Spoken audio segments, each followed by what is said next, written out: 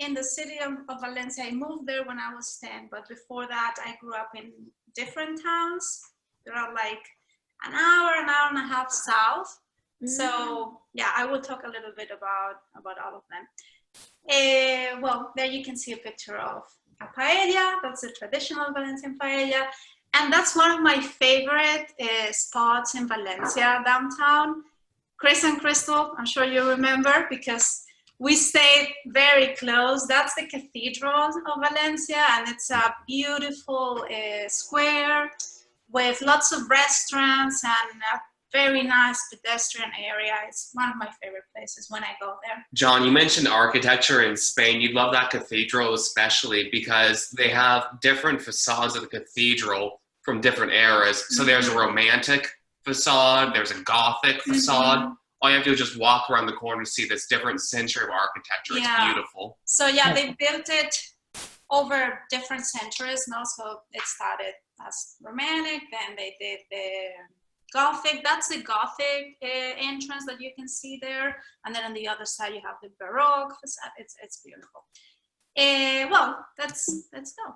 Oh, I think, oh, there we go. Yep. So this is where I grew up. This is my parents' town, Villena.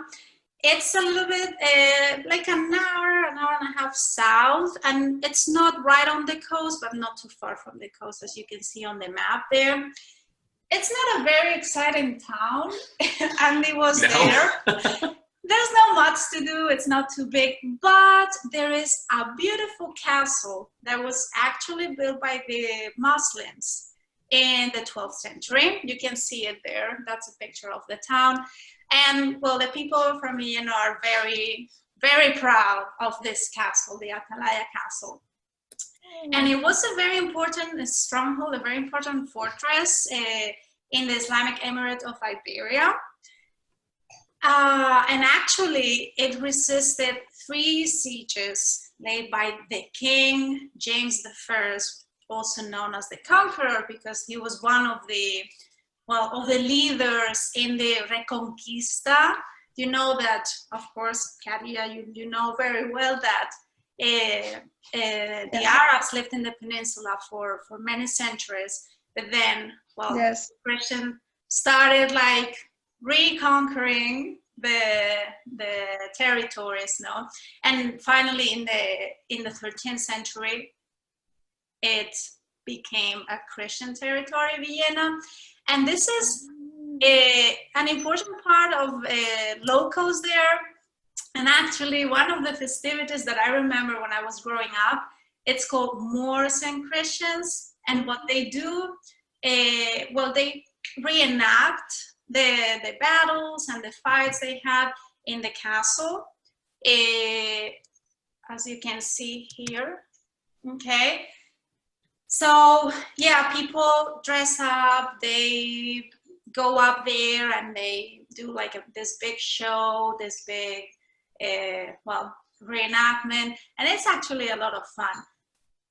So I brought some pictures here of one of the, well, the most important for locals in Vienna is this festivity, no? And they live like all year preparing for this, and they spend, I don't know, a lot of money on the costumes, as you can see, and they enlist in these comparsas or associations that represent either the Muslim or the Christian regions. So there is 7 Muslim and 7 Christian regions.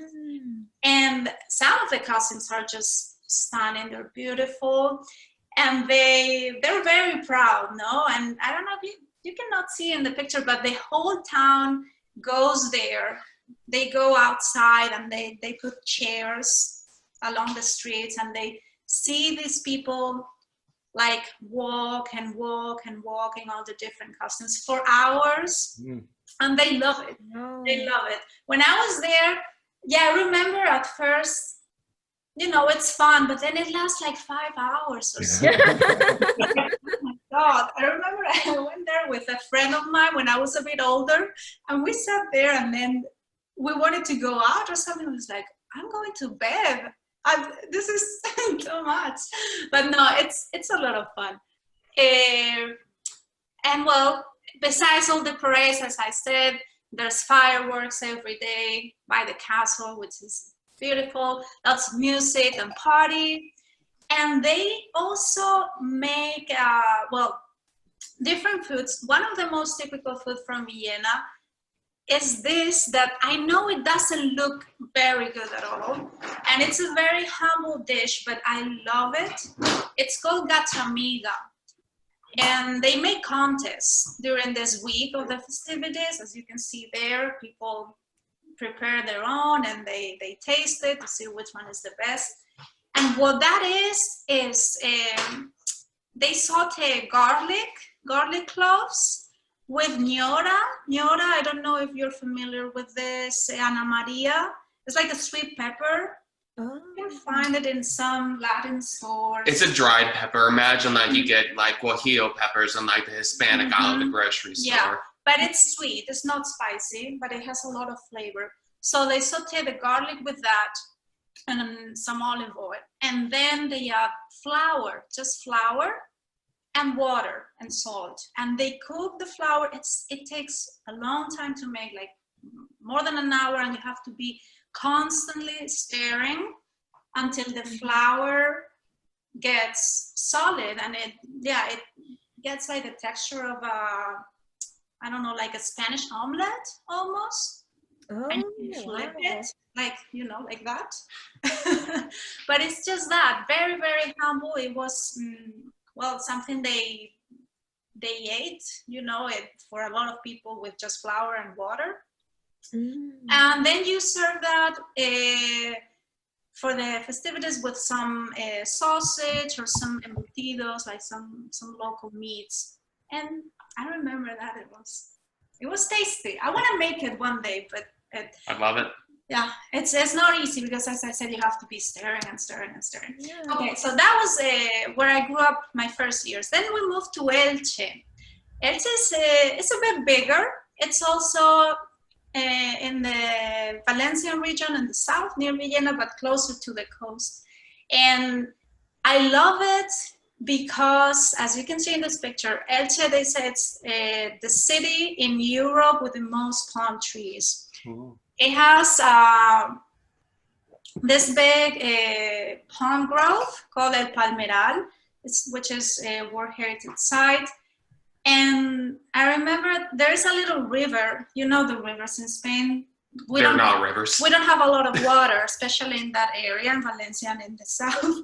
But it's a tiny river surrounded by palm trees, and it's just beautiful. Oh. So I spent there a year, and I have good memories of this town. One of them was a trip we took to Tabarca, which is a tiny island near Elche. As you can see, that's the whole island. It's pretty small, but it's beautiful. It's a protected marine reserve. It's a popular destination for people who go there do snorkel or scuba diving. And it has the most crystal clear waters I've ever seen in my life. Not the Caribbean, I'm sorry, but those on the Mediterranean are for me, the best, one of the best beaches I've seen. And well, you can see it there, no? And fun fact is that it's so small, only 60 people live there throughout the year, only 60 residents.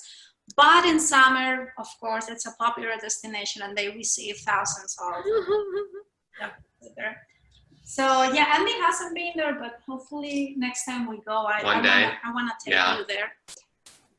And then we moved to Valencia, okay? When I was 10.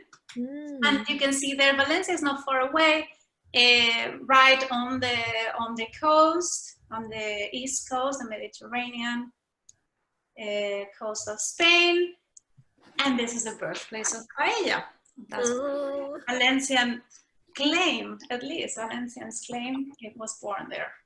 And well, I could spend hours and I could, I don't know, prepare very, very long PowerPoint presentation, but I don't want to bore you with all of that. So I just this is fascinating.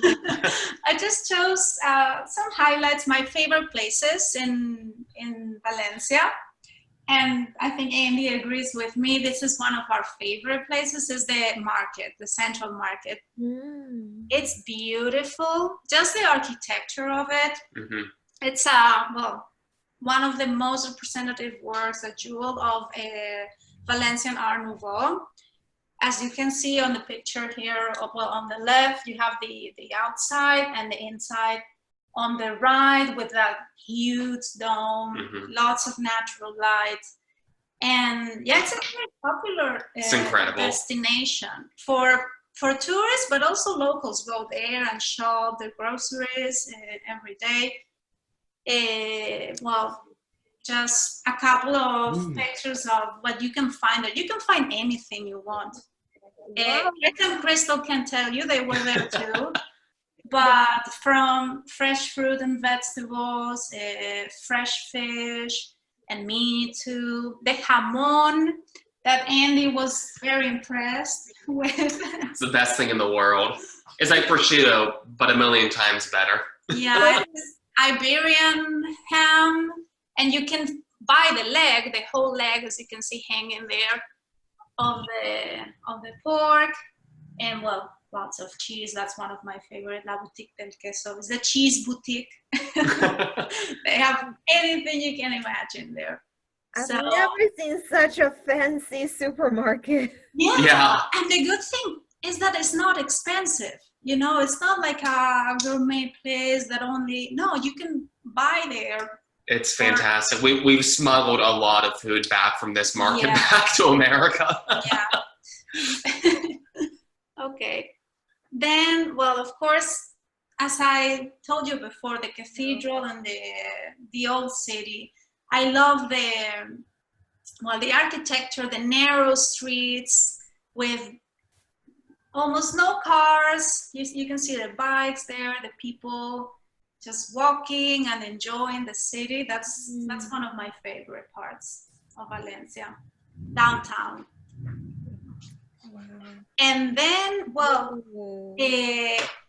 actually the downtown area in Valencia is one of the biggest in Europe, they say.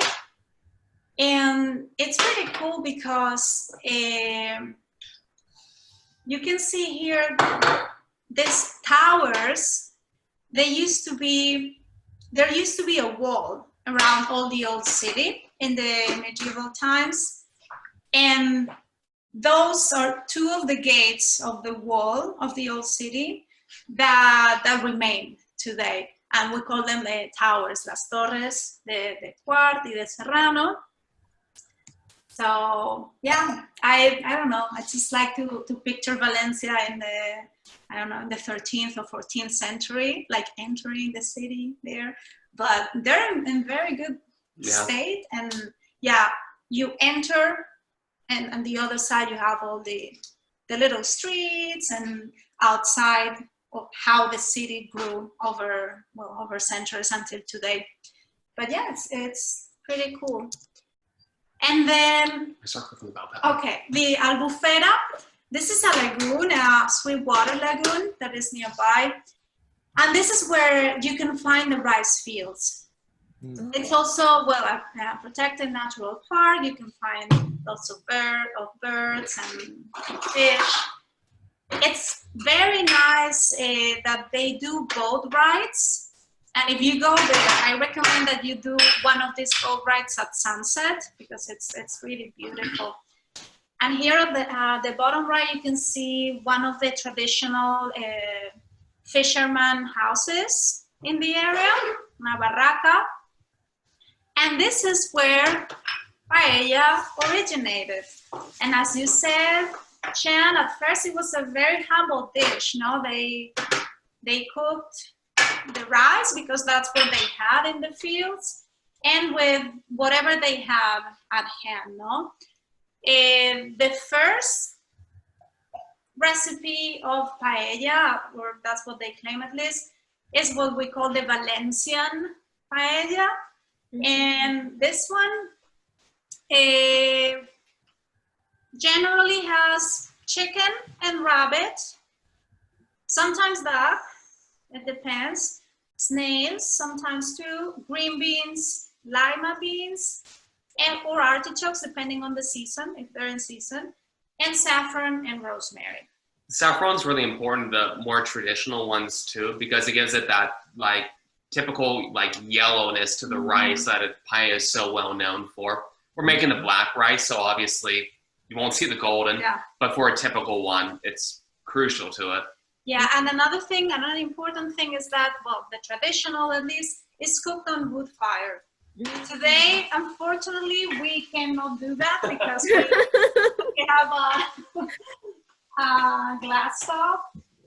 But yeah, that's the original recipe. But then, of course, it evolved and they started, well, adding fancier ingredients like seafood paella, as you can see there, with shrimp or mussels or whatever.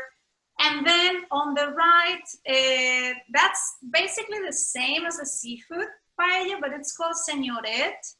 That in Valencian language means like Mr., like the Lord or something. And it's like yuppie.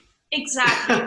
For fancier people, everything is peeled. So all the seafood is peeled so that you don't have to get dirty or, waste time peeling the shrimp and all of that. So that is some of the seafood paella. Then, in the rest of Spain and in other countries, of course, they started cooking mixed paellas with meat and fish, or only with meat, and many different recipes, as you said, Jen. And then another two varieties. So Valencia, on the left, you have a fideuà. Fideuà is pretty much a paella too. It's usually seafood as well, but it's cooked with noodles, like with angel hair short noodles. It's also good, a bit different. And then on the right, arroz al horno. This is rice cooked in the oven, okay? And instead of being cooked in the traditional pan, like paella pan that you see on the left, this one is cooked in a terracotta pot, and it's all done in the oven, not on the stove top. And this is more of a winter dish, I would say. It has lots of garlic, some potatoes, tomato, pork ribs, chickpeas, and a blood sausage. The black thing that you can see there is blood sausage. That's the only thing I haven't been able to find here in the US from Spain. Oh, I thought it's muscle. I didn't realize it's sausage. Yeah. It's this blood sausage, and is not a fan of it. It's not my favorite. Yeah, because it's literally, blood. Yeah. The pork, but I don't know. It's every now and then it's good. And then try the meat slab occasionally. Then this is what I'm gonna make tonight. We're gonna make the arroz negro, black rice. It's not that the rice is black per se, it's just regular rice, but it's cooked with a cuttlefish ink or with squid ink. And it's a seafood paella, but with, you cook the rice with the ink, you dissolve that in the stock, in the fish stock, and it cooks and it gets that dark color at the end. It's very, very tasty. Because it's like the ink highlights, it enhances the seafood flavors, and then you serve it with aioli on top, and it's just delicious. So it's delicious. Yeah, this is what we're gonna make. I hope you like it, and that's all I have for today. So thank you so much. If you have any questions or comments, please go ahead. So one question. Yeah. Your hometown is Vienna? Yeah, well, that's where I lived until I was 9. And then we moved to Elche, and then we moved to Valencia. So yeah, you could say Vienna is where I spent my early childhood. So I just want, In Valencia. so the capital of Austria is Vienna. Do you pronounce that the same way or a little different? A little bit different. Vienna is like the L's, the two L's, Vienna, whereas Vienna, and the capital of Austria, doesn't have that. It's very similar, but Vienna. John, I had the same issue. She kept saying Vienna, and I was like, I thought you were Spanish. Yeah, Yeah. no. So yeah, just a little bit more of a yeah. Esther, I also have a question. Oh, sorry, Miss Crystal, you have a question. You go first. Well, thank you. Just a comment, Esther, on as far as the blood sausage. My mom, Andy, your Bubba, there's a place in McKeesport that Bubba would always want to get it. It's called, she's Slovakian, it's a Horka. And there is a place where you can get fresh blood sausage. So if you want some, I can pick up some and we can maybe do that. Oh, there you go. Yeah. So, you had a question, Chen? Oh, yeah. So about the food cookout, I'm just curious, how does that work? Like, does the whole town just swoop in and take a bite and it's like, and then vote? Or how does that work? Like, everyone cook a dish and how do you decide which is the best dish? Do you mean these contests they make? Yeah, the contest you showed us. You said every year there will be food contest. Yeah, well, it's not like the whole town, but these associations where the people in this, they also do that during the day before the parades. And there's like, I don't know, 30 people. And then there is like a jury and they try all of the different ones and they say, oh, you win, you know? How do you get selected to be? And they do that with the gatamiga, with this flower thing, and they do that in Valencia too. During the festivity of Valencia, Las Fallas. I didn't talk about that, but yeah, I didn't have time. But anyways, this is a festivity where they build very nice wooden monuments on the streets, and then they burn them. I don't know if you heard about it, which is like, it's March 19th, and it like symbolizes a new cycle, no? The beginning of the spring, the end of winter, and they also cook paellas, like huge paellas in the street. They close down the streets and put like wood fires in the middle of the street to put giant like, 20-person pans on, and these associations of paelleros, So how can we be selected to be the jury and just have free food? I don't know how they do that. I've never been in one of these, but I know you can go there and you can eat in the street, and it's a lot of fun. Oh, that's so cool. Add the pepper. Do you want me to show? Yes. Now we're starting with the paella, so we're gonna tell you a little bit what we're doing. We can start with the video in a second. So what we're doing is starting with the base, and it's salmorreta. So this is like a sofrito that we make for the seafood paella, for this arroz negro, and it has red pepper, tomato. So the red pepper is diced, and the tomato is grated with a cheese grater into a bowl. When you just put the juices and pulp that goes through. So we are like sauteing that. You can see here. Not my face. Oh, okay. The red pepper with the tomato and the garlic. Can everyone see that? Can you see? Yeah. Okay, great. Okay. And did you add already the garlic, but not the... Yeah. Okay. Here we have the ñora. This is the sweet pepper. And we're gonna add this at the end because that burns very, very easily. Oh. So we'll add it at the end. And this is gonna make like the base for the paella. This with the seafood stock. So that would be the first. I'm gonna add it actually. Step. So I'm gonna We're go gonna in. add this. Yep. Okay. So now we add the pepper, and we cook it for like a minute or so before it burns. Mm. And then The we're pepper. gonna mix. The pepper already looks very good. Yeah, the flavors are really good. And we're gonna mix that with parsley that we have here. Oh. And blend it so that when you add it to the paella, it's gonna be easier to mix with the stock. You serve with the rice, you'll see soon, but you kind of let the rice absorb the flavors of this, of the samarita, and then you add all the broth in to help it, of course, cook and get some more flavor. Mm. So Andy, I know Pittsburgh also has a lot of interesting cuisines.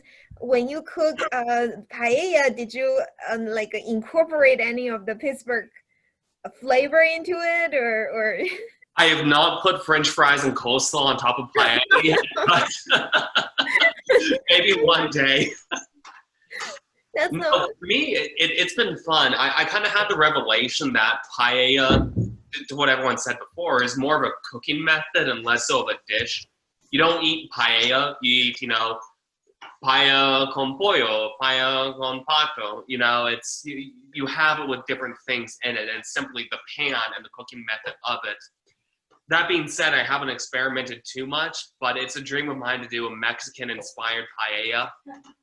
Oh. I'd love to do it where, you cook the rice down with, some jalapenos and, maybe some slow roasted pork, Mexican style, and then top with some pickled red onions. It's interesting. You can do so many different flares of it because it's essentially a pan and a cooking method.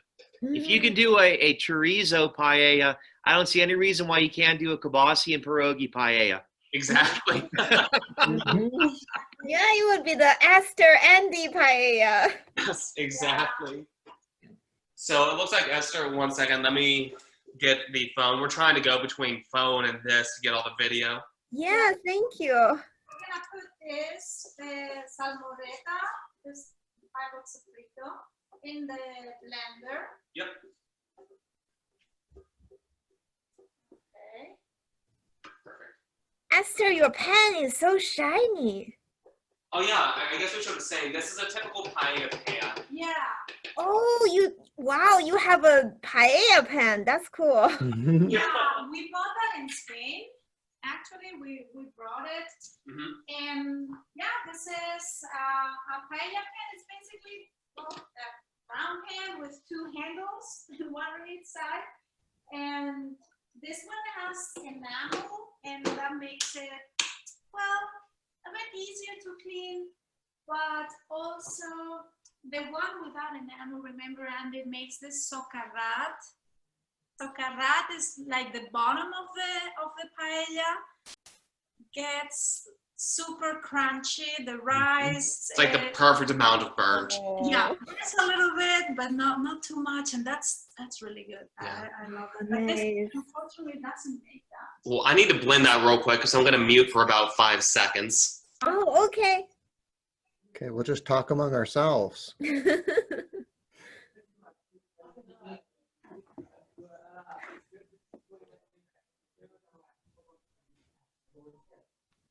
I can feel the blending going on.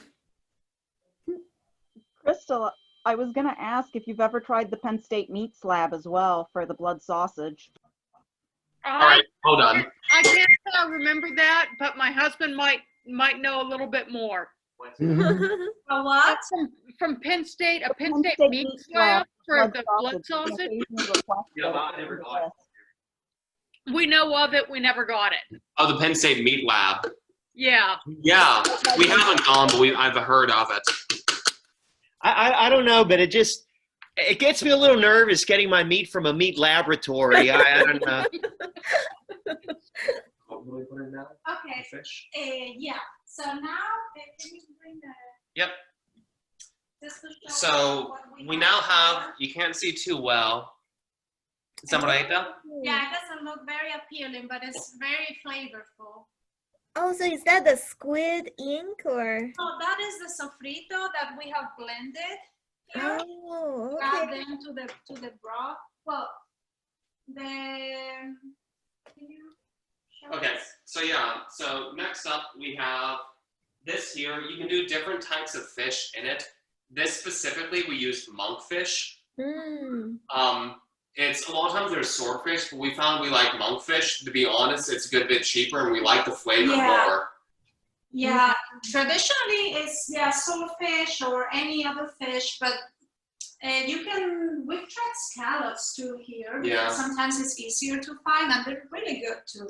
So any white fish, then we have some shrimp, and we have it peeled because we are also lazy puppies. You are royal and the rich people. Yeah. We also have some squid, both the tubes and the tentacles. Yeah, calamari. Yeah. So the next step then, I believe we're going to be adding the fish. Yes. So we're going to add a little bit of olive oil. And So for people who don't have a paella pan, does it mean we can't really make real paella? Oh, no, you can use a regular pan. When I didn't have this, You can use a skillet just as easily. Exactly. It won't look fancy, or maybe, you won't get that crusty recipe. This one with enamel, it's not that easy to make that crusty. I will say though, on Amazon, if you're ever curious, a paella pan is not very expensive. You can get it pretty easily. All right. Do you want to add the fish? Yeah, let me move this a little bit. So Esther's just draining the monkfish a little bit. We've had it cut for a little bit now. Then we're just going to add the fish and then start cooking that. Oh, I can hear the sizzling sound. Yeah, you can hear the sizzle. Yeah. So that is a monkfish. Yeah, the squid as well.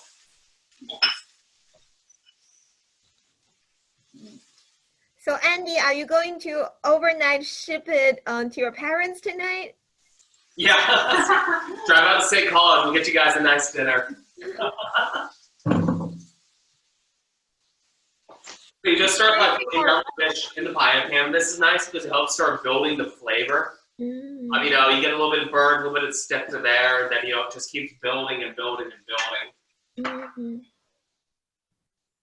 I think Miss Crystal was trying to say something.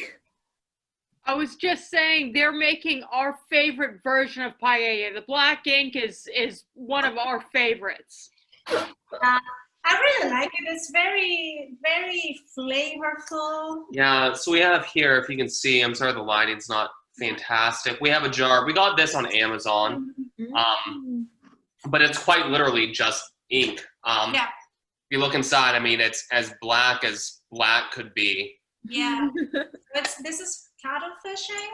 So I don't know if you've ever seen them, but calamari or cuttlefish, they have like a little bag with this liquid that looks like ink. It's not ink like a pen ink, but it's very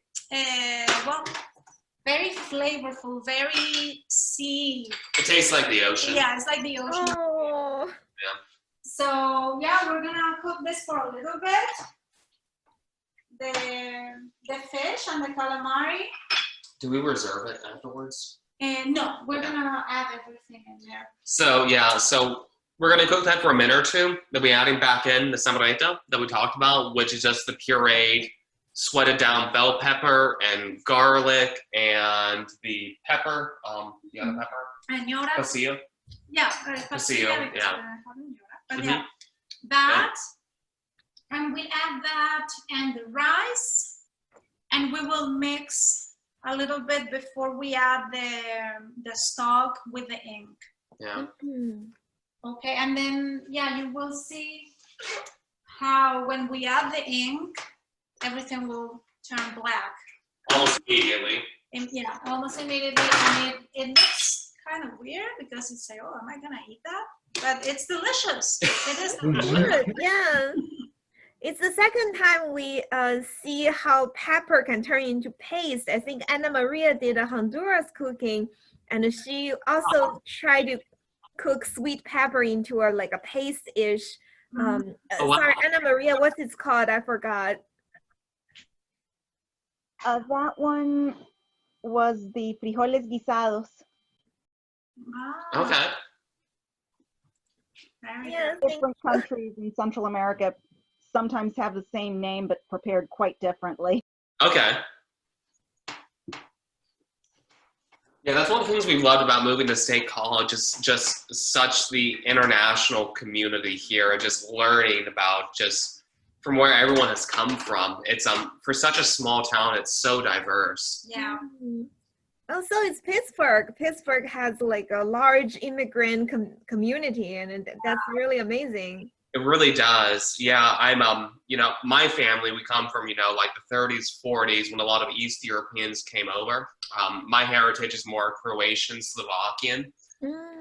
So you saw that big wave whenever the steel mills were popular in Pittsburgh, where it's, you know, hey, I'm wanting to get out of Europe, and, you know, at the time, you know, Croatia and Slovakia were very poor countries that they moved over because that's where the jobs were, opposed, you know, New York City or Washington, D.C. in any capacity, the blue-collar jobs.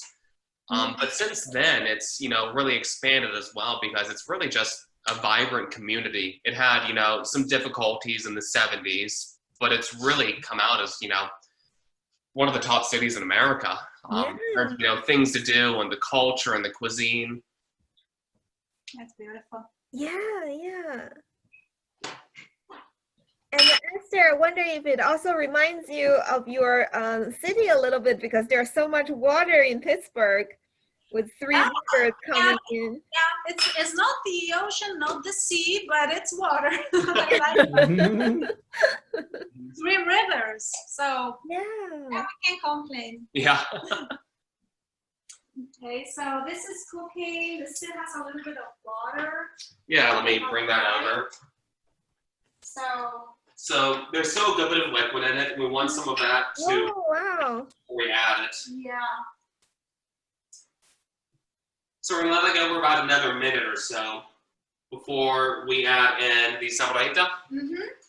We'll cook that for a minute or so, and then we start adding in the rice to toast it, kind of incorporate the flavors, and then we'll start putting in the broth. Yes. So the broth, I'm gonna. How do you do this? Tap it and then hit start video. Down bottom left. Yeah. Okay. So here we have the stock, Do you want which to add in? yeah, no, not yet. Okay. Oh, the ink? Yeah. Go for it. So this is just a stock we bought at Wegmans, because honestly, in Spain it's so easy to find like fish bones and fish scraps to make stock, but here you can really find much. So it's easier and also cheaper probably to buy the seafood stock. So now we're gonna add in the actual ink. The ink. Everyone can see that. Yeah. So we're gonna mix that with the stock. Oh, wow. I actually didn't know there is seafood stock. So you can see how quickly that became just jet black. Yeah. So now we mix it a little bit. Just hold it there. Yep. Okay. And this is getting there. And we do that because we used to just add the stock in and then add the ink in. But the whole point of paella is to stir it as little as possible. It's essentially the opposite of risotto. Exactly. Yeah. So we started doing that and stirring in the ink to incorporate it, but we realized that, you know, we were just stirring it more and more. So we started just doing the ink with the stock before adding the stock into the rice, just to try and like limit how much we move the rice. Because the more you stir it, the more of the starch you release. And you essentially just want to keep all the starch within the rice. Oh, I see. Yeah. So Paella should be dry. No, you don't want it to be creamy. You want the rice to be like loose and So now we have, dry. I started in the samarita that we talked about. That's the puree, sorry, sofrito, which is puree bell pepper, basil pepper, garlic, parsley. oh, all the good stuff. It doesn't look very appetizing, we realize that. But it's very tasty. And I'm gonna mix it with rice too. Oh, you mix rice like that. I see. Yeah, so we're gonna mix it in. We talked about not stirring it, but once you start incorporating some liquid is when the starch becomes really released. So what we're doing now is to try and toast some of the flavors into just the pure sofrito. Oh, wow. It's popping. It's very high. Did you turn it down some? I've turned it down some, yes. Yeah. But, well, it sounds like we're gonna have some socarrat after all. Yeah. You want to start adding in some liquid? Yeah, we're gonna add the liquid. Ready for me? Yes. Okay. So we're gonna add in the liquid. Yeah, everything's happening so fast now. Whoa. As you can see, completely black. As everything disappears. Yeah. Mhm. So now you just make sure it's well distributed in the pan. Kind of even it out on the top and make sure it's distributed, yeah. But then you don't want to stir it, really. Because Oh. as we said, we don't want the rice to release the starch. So it's the cooking method is the opposite of our risotto, as Andy said. No, the risotto, you keep stirring and adding the wine, and you want it creamy. You want the starch to release. But here you don't want to do that. And I'm gonna turn it up. I'm gonna turn the heat up because it has to boil for the first like 8 to 10 minutes. Similar as you can imagine on a wood fire, there's not really much temperature control. It's just Yeah. hot. Yeah. And then I will turn it down some to medium to low heat. But yeah, it's a challenge to make paella on a stovetop like this because it's difficult to get the heat like even on the paella, no? So well, let's see. But we manage. Yeah. Have a place to do it, over fire. That would be better. But no, it is what it is. Yeah, but it looks so cool. And I like the fact that it doesn't need to be stirred too much. Mhm. No, Not at all. not at all. Yeah. Yeah, so we're just gonna let it cook for a little bit. Does anyone have any questions about Spain in general or paella or how we're making this? I know I do, but I want to see if I want to give everyone else a chance to ask, so I'm not dominating the questions. More comments, or if you make it too in your country. I don't know. Ana Maria, yeah. You said there were a list of pretty much forbidden items in paella. I wonder what they are. The forbidden items. Yeah, Well- the ones you never want for traditional. Chorizo. But it's general- fantastic. I haven't tried it, but I'm sure it will be good. But in general, in Valencia, and I would say that also in Spain, in the rest of Spain, they say, well, chorizo, paella, no. That would be it. Or I don't know, for example, what else, Andy? Like zucchini, I don't know, some vegetables you don't put in paella. Essentially, Or- food that's not native to Spain is just unthinkable to add it. Yes. Yeah. Ana Maria, I think your homework is to come up with a list of things, and then Esther can say yes, no, yes, yes. But yeah, I don't know if they make it. And you're from Honduras, Ana Maria? Yeah, my mom is. Make paella there? I don't think so. Mom? No? Not that I know of. Okay. I don't know if mom can hear me right now because she's on too. No, we don't have it in Honduras. I heard. No? Okay. No, we don't have paella.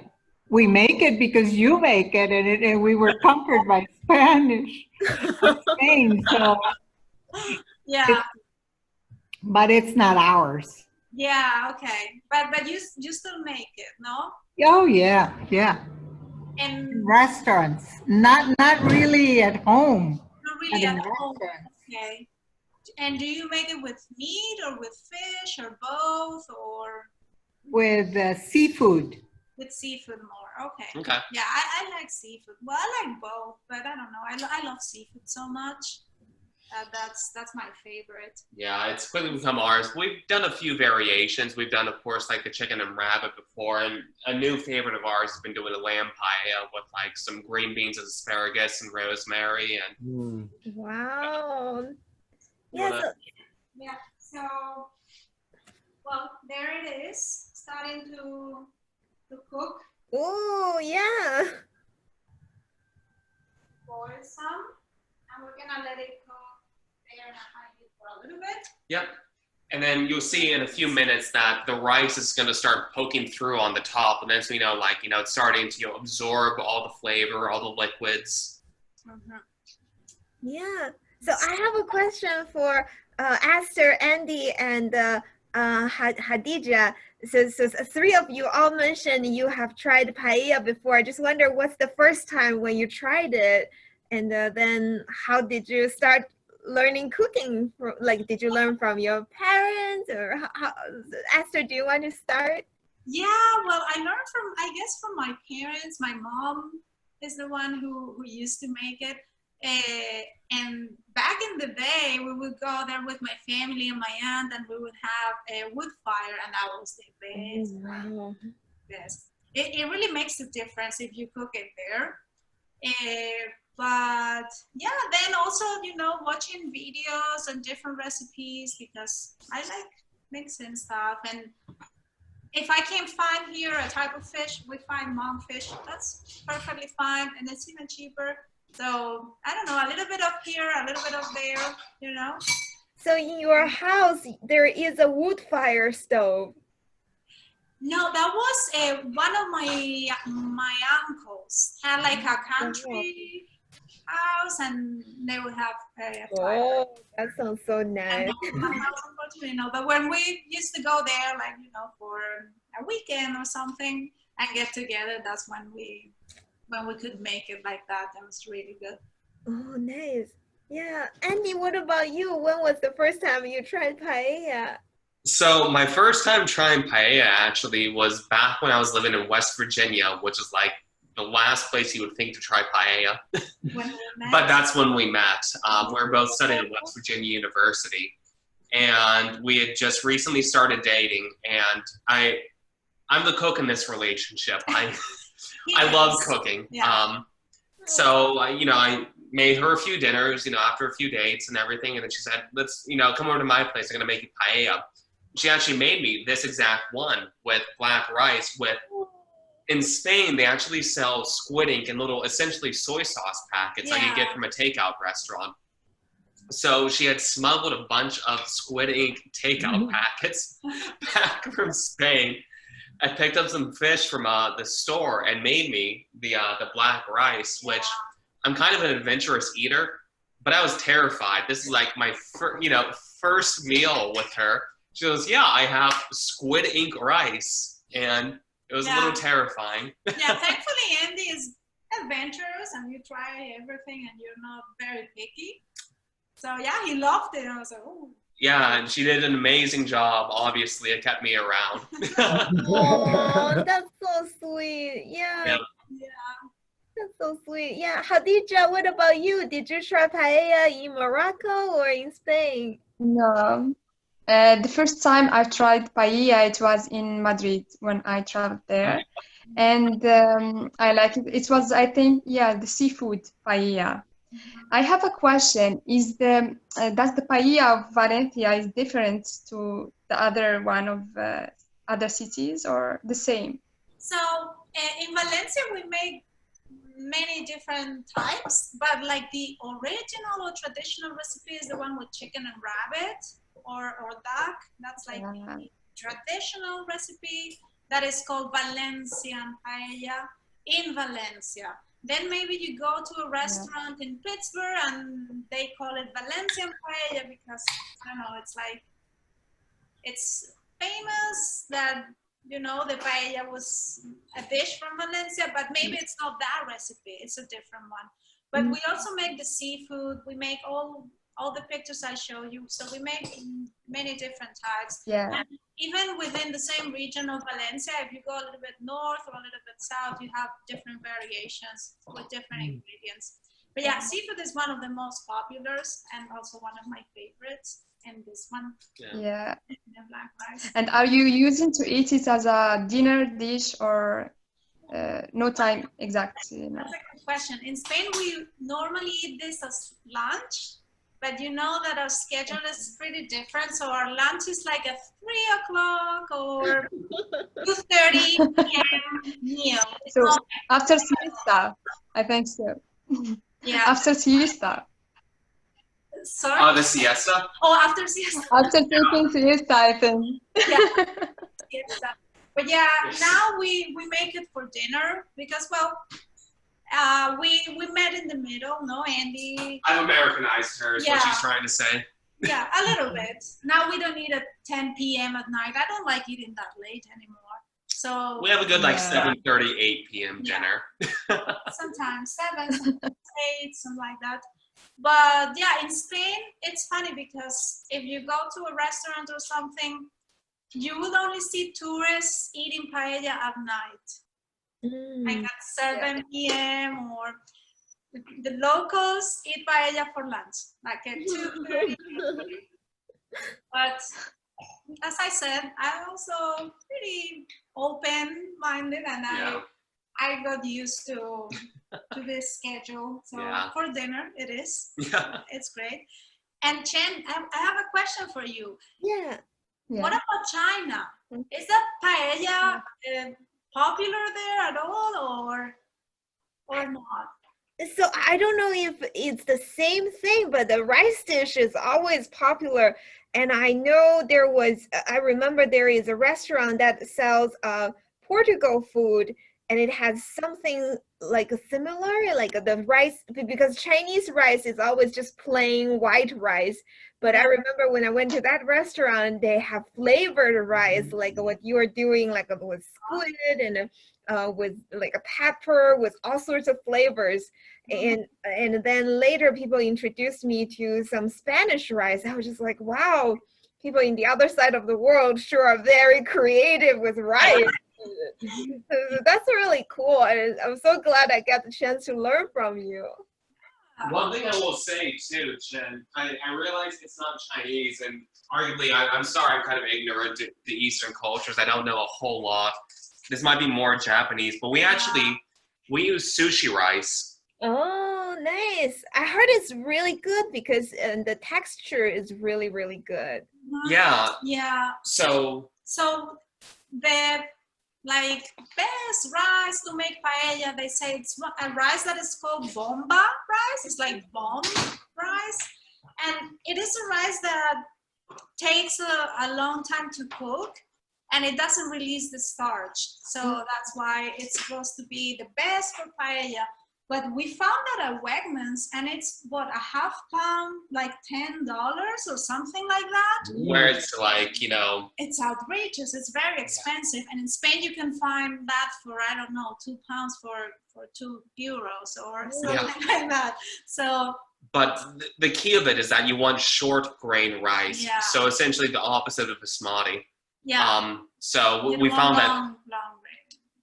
Yeah, so we found that sushi rice is the shortest grain we can find here at a reasonable price point. So that's what we've been doing, and it works out. I mean, to be completely honest, we've made better paellas with sushi rice than we have with like the rice we've taken back from Spain. Yeah. Oh, wow. That's so interesting. Yeah. Yeah. And so I also have a question, like what's your for you both, like what's your favorite food in Spain? I know probably it's paella, but is there another answer, or? That's a good question. That is. Well, this is one of my favorites. Also, from the region of Valencia, there's one of my favorite dishes. I don't know if you like it that much. The allipebre, remember? What's that again? So it's like a stew made with eel, because in this lagoon I showed you before, there are eel, like freshwater eels. Oh, And wow. this is like a stew made with lots of garlic and lots of paprika and some cayenne. So it's a little spicy. And As a foreigner, it was unique to try eel, but it was good. I really like it. That eel, it's something that either you love or you don't like at all. No, because it's a little, the texture I can see that is very, like a little slimy. No? Yeah, slimy. But it's super flavorful, and it's cooked with that, a little bit of potatoes, some almond, and all cooked in a clay dish for a long time. It's really good. Do you mix the shrimp in? Yes. Okay. So sorry to interrupt, but we're going to start adding in the shrimp now. Yeah, so we don't want to cook the shrimp for a very long time because they cook pretty fast. Oh, okay, that's good to know. Yeah. So Esther's very artistic with it. She always makes it look very pretty. Not really. Well, we saw the supermarket in Spain. We know how artistic people are. Not really, but you know, I don't want to dump them there. Yeah, of course. I'm gonna do shrimp like So like we have plenty of shrimp. So we'll of course we'll let the shrimp cook as the rice continues to cook off. Yeah. Exactly. So it's getting there. You can already smell it some. And the shrimp, of course, cooks pretty quickly. We don't cover it though, so a little bit longer than you might expect shrimp to take. But it's nice because there's still enough liquid in the rice, so we want to make sure that it's a pretty delicate balance of making sure the rice absorbs all the liquid and the sobarat forms, and not overcooking or undercooking the shrimp. Yeah. I turn the heat down a little bit. I can picture you two start a side business and just sell paella, and Andy already know how to do advertisement, so. Andy is the cook. He's the chef. I'm usually just sous chef. It's all her ideas though. I just execute them. Oh, that's so sweet. Yeah. Yeah. Andy, do you have a second favorite dish when you went to Spain? What was your favorite? Yeah, so for me, that's top. I said I just love trying anything and absolutely everything I can. One of the things that's kind of funny, it seems like, you know, that something like, of course, the American loves it, but there's something called sobrasada that I've grown to really love in Spain. And it's essentially, it's a pork log, for lack of a better term, but it's mixed with a bunch of garlic and paprika, and it's already cooked down, so you can just take a piece of toast and cut into it and spread it onto the toast. The way I like to put it is, essentially, it's spreadable bacon. It's the best thing in the world. That is tasty. Yeah. But no, there's great sandwiches where you toast a baguette, you put the sobrasada down, you have some fried onions and some other things and some cheese on it, and just a really nice, you know, quick meal. It's nice, you know, to spread some on for toast for breakfast, or you have it for lunch. And it's something unique I have not been able to find in America, which probably contributes to how much I love it, because I can only get it once, maybe a year. Oh, yeah, it seems like everything in Spain is so flavorful and it's so grandiose. It's like even the supermarket looks like a church, and not just like a simple church. It's like, oh wow. Yeah, no, it is. But no, as I said, that market is, wow, I don't know. It's incredible. It's amazing. Yeah. It's one of the biggest, they say, in Europe. I don't know because I haven't visited many more, but it's the biggest I've seen. And with how much of everything you have, I can't believe it. But as I said, locals shop there, so it's not like only for tourists or a very fancy place. You have so many options that you can find, you know, from very high-end products to everyday, you know, basic needs and everything there in that huge market. And it's nice too, because there's even little stalls where you can sit and eat. So beyond just buying your groceries, you can also meet a friend there and, you know, have a drink and have some tapas. Yeah. So Esther, if there is one thing you can change about Spain and or America, what would you change? Like, what would you change about Spain? What would you change about America? Deep. Where to begin? That is a very good question. I don't know. Woof, in Spain, I would start with, you know, we have so much corruption, but I think that is common to almost every Abolish the country. monarchy.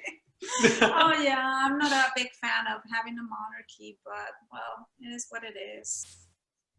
And yeah, I don't know, if only our politicians were, you know, more honest and, you know, they didn't steal and things like that. That would be nice if we had more. Oh, it's So- starting to. You can start to see the rice. Oh, wow. And the shrimp is starting to turn that pink that you know, shrimp to be cooked. So it's getting there. It still has a little bit of liquid. Yeah, so yeah, you can see, you know, some of the corners there. You still see it bubbling. So we still have a few more minutes. You can start to smell it burning a little bit, which is always concerning. It's a difficult balance of, you know, Yeah. is that good burn or bad burn? Yeah, and we'll find out when we finish. Yeah, But- when we start eating, we'll let you know. because a little bit of the burn is good, but you don't want it to be completely burnt. So And that's why it's so nice to cook on an open fire or charcoal or something, because you have the even distribution of heat, whereas on a stovetop, of course, you know, you have the middle is the hottest. And that's the most difficult thing about doing on like a ceramic top range like we have is, you know, do I need to rotate it more or is it flat enough? Things like that. So, by the way, Esther, I think I learned that the traditional way to eat paella is to eat from the pan using a wooden spoon. Is that true? Or? it is true. Yeah, that's the traditional way. Nowadays, well, it depends on the person too and the preferences of, you know, the people. But if you go to a restaurant, yeah, you can still do it like that. Or as I said, Nice. if you want a plate, you can say, no, can I have a plate? And they will give you a plate. But yeah, that's the traditional way to eat from the pan. When my family came, we made them eat from the pan. Yeah. Nice. So would you? So it's kind of like a family gathering. Just everyone takes a meal and pass it around. Yeah. So it's like friends or family gathering, and they sit around the paellas, and you eat from your little, you know, like your little patch of rice, and you keep eating. And yeah, fun fact too is that paellas, it should be a thin layer. It should be a thin layer of rice. So if you go there to a restaurant, you might see that they bring you like something huge for 2 people, but it's because the layer of rice is really, really thin. Like 2 grains Yeah. deep. Yeah. So yeah, I remember when you and I were there the first time. I said, oh my God, that's so big. But then there's no really a lot of rice in there. Yeah. But you see it and it's. You come out and you're just so intimidated by it. Like, dear God, that's enough for 6 people. There's no way we could do that. And then you eat the whole thing. 15 minutes later, and it's empty. So they're like a New York style pizza, not Chicago style. Exactly. Yeah. Exactly. So yeah, it's getting there. I think another thing I read is, oh, sorry, Andy, were you trying to show the video or? Oh, no, I was just taking a look. No, please go ahead. Yeah, another thing I learned is paella had many legends. Like one of them is it actually means for her.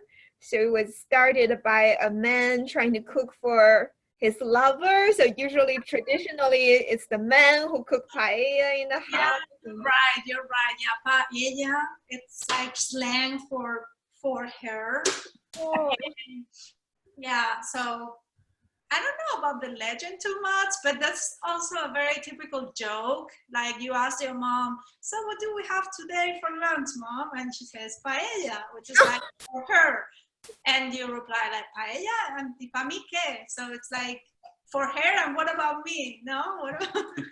So yeah, just a stupid joke, but That's funny. I Oh, that's so sweet. I Yeah. forgot about that. Yeah, paella. I hadn't heard that. For her. Yeah. Yeah, and I heard the paella cooking competition is also very popular in Spain, but I don't know if that's an urban legend or it's No, it is. It is. I've never participated in one of them. I dreamed to eat at one though. Well, in high school, I did one in high school. I don't know if that counts, and I didn't win. But yeah, we did that in high school. Yeah, I remember for like the end of year events in groups, we would cook our different paellas. And the jury were, of course, the teachers and the principal. That was fun. That was fun. yeah. But no, they do that.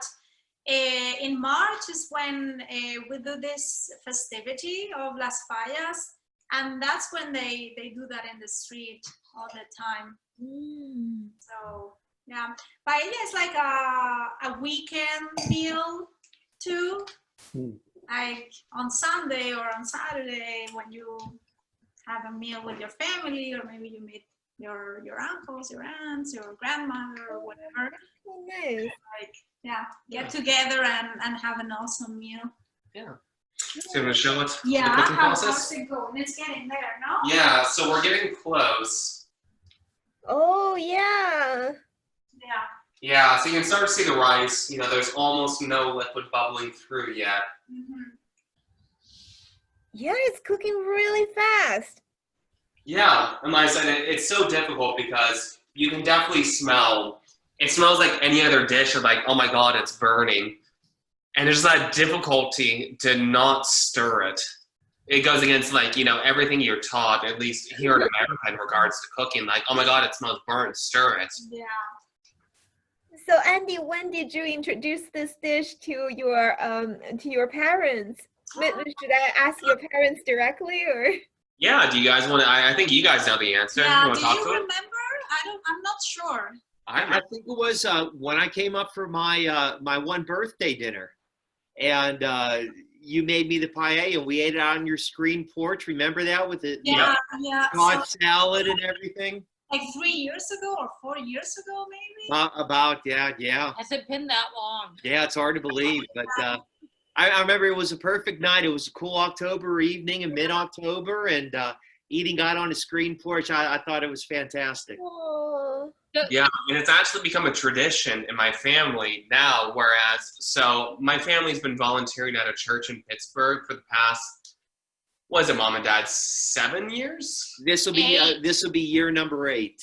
Year number 8, where we cook Thanksgiving for, my God, a few hundred people now. It's 500 meals now. Yeah, around Pittsburgh for some people, just Thanksgiving not able to. So by the time we do that, we're absolutely exhausted at the end of the day. So on Black Friday, we make paella, and we have Thanksgiving paella now for my family. It's been going for about 5 years now, where it's just a tradition, and it's a nice blend of culture. Oh, that's so sweet. Yeah. Yeah, on Black Friday. So it's eating dinner. Do you want to let it sit for a little bit? Yeah, Yeah, turn it off. Yeah, turn it off there. Yeah, okay, so we turn it off. Now we're gonna let it rest for a little bit before we... Yeah, so we still have it on the burner. We're gonna let it just rest for a little bit. But you can see the rice coming through, and it's, no liquid left. So, yeah, then we're gonna eat it with some aioli that we have here. Dave, do you wanna show it? I don't know if you can see very well. Yeah, we can see it. Yeah, a little bit. I'm sorry. I don't want it to spill over the side. Yeah, well, it's like a garlic mayo, we could say, no? Yeah, definitely. With garlic, some vinegar, some olive oil. Yeah. A little bit of lemon juice. Yeah, so An egg. you essentially blend with an immersion blender some minced garlic, a whole egg, salt, pepper, lemon juice, a little bit of white wine vinegar. And then you start pouring in a little bit slowly of vegetable and olive oil mix of half and half. And just go until it emulsifies. And yeah, it's fantastic on this. It brings a little bit of brightness to like the heaviness that is, with the squid ink and the fish and everything. Yeah. And fun fact, in Spain, some chefs will become offended if you Yeah. ask for it. Oh, really? Why is that? We went to a restaurant with some friends. In Abu Fata. Yeah. Oops. Yeah. Fire alarm. I guess we have to open a window or two because It happens. Yeah, it happens. yeah, we went to this restaurant and we ordered a couple of paellas, one of the meat and one of the black rice. And it's really good with aioli. We like it with aioli, and of course we ask the server, can you bring some aioli, some the garlic sauce? And he was so offended. This is so good. It doesn't need any aioli. This is kind of like some American chef would be offended if you ask ketchup for the Yeah, and we were like, okay. burger. Yeah, it's like asking for ketchup with a steak, apparently. But no, it's not. That was that chef, because I've been to other restaurants and yeah, they totally can serve it with that. I think you mentioned this was in Abu Fata, which is like birthplace. So it's, very much like, this is where it came from. Yeah. We own this. You don't need anything. It's just so flavorful that you don't need it. Oh, then you should not tell him you cooked the paella with sushi rice. Yeah, or that one I didn't know. fish or whatever, but no, it's fine. So, I'll serve it. You wanna? okay. Yeah, are you gonna serve it already? Or are you gonna let it rest for a little bit? Oh, are we past time? Oh, it's 2 minutes. Oh, no worries, no worries. Another several minutes to serve it. Yes. Oh, sure, absolutely. And I also hope we can take a group photo together. Oh, yeah, we'd love that. Okay. Yeah. Yeah. Do you have any other questions or comments or something? I'm sure we do, but I will pass the imaginary microphone to everyone else. So, Idea, do you have any questions? I don't have any question. I just would like to thank you for sharing that with us. And I just and also I like gamba salaihia. It was very delicious. Yeah, gamba salahi, it's shrimp with garlic, like in a garlic. Yes. Yeah. I guess Esther I like it too. is requesting another event. Maybe next time. Yeah, sounds great. So Esther, do you want to do a group photo together, or We can do that. Should we have paella in the picture or not? Or just sure, that'd be great. Yeah. okay, do you wanna do this? You can brave. I lost Will. Okay. I got it. Okay. Yeah. Khadija, I'm so glad you can join us and can be in our photo together. Oh, Anna Maria's internet is working a little funny. Oh, she's back. Yay. Inviting us, Chen, to do this event, and thank you for organizing all this cultural exchange. Oh, thank you Yeah. for teaching us. We love, I mean, it's such a fun activity to, oh, look at that. Okay, nice. yeah, it's okay with everyone. I will say 3, 2, 1. I will take a snapshot. So 3, 2, 1. Ah, Andy, you look so good. And I really think you should open a restaurant. One day I'd love to. I think he should. He should. No, he's a great cook. Yeah, and we would all go to a restaurant and we will have a cookout, and I will ask all State College vote for you to be the best paella of State College. And so now, Esther and Andy, you can just sit down and eat that, and we'll just quietly watch you. Just pretend we're not here.